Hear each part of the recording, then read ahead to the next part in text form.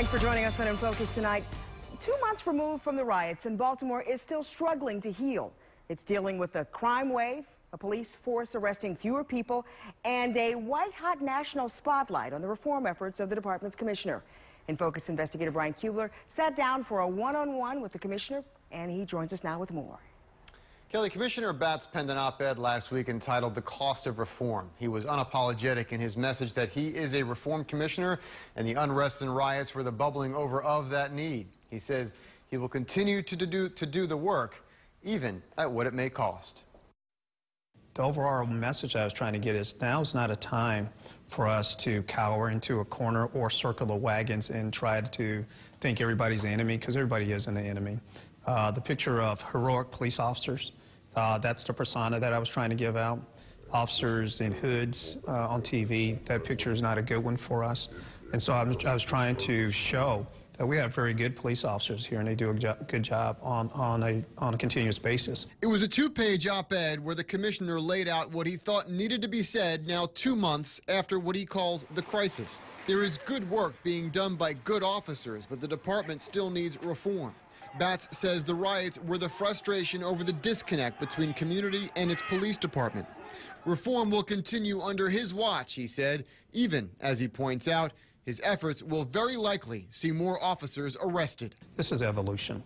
And every 10 years, there's an evolutionary thing that takes place in policing that shifts and changes, and it causes the industry to be thrown off balance, and we recalibrate ourselves. I think what's really important right now is taking a deep breath, understanding what's going on, providing a path through it, and having everyone keep their heads. There is much for police to lose their heads about. The Freddie Gray case and the charges against his 6 officers represent one of the biggest issues in policing, and Baltimore is on the front lines. And what they want to hear from me, and they need to hear from me, and say clearly, is that if they do their job, I support them 110%.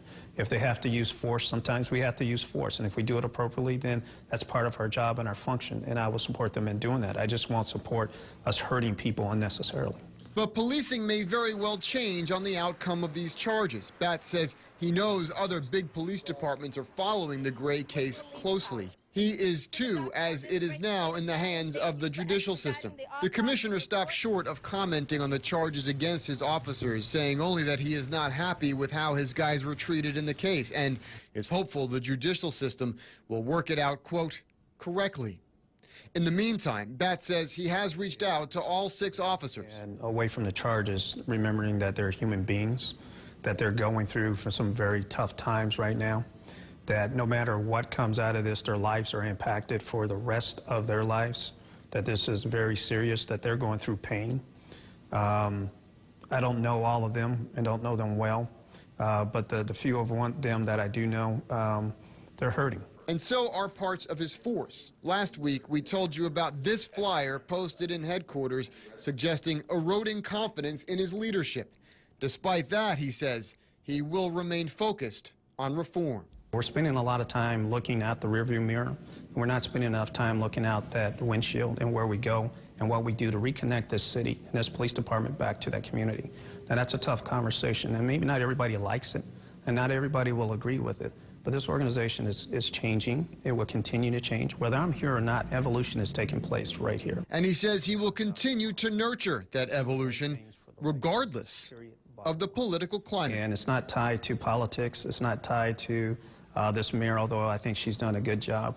It's tied to the bottom line is I get paid to do my job. And sometimes I have conversations that upset people about race. Sometimes I have conversations that upset people about force.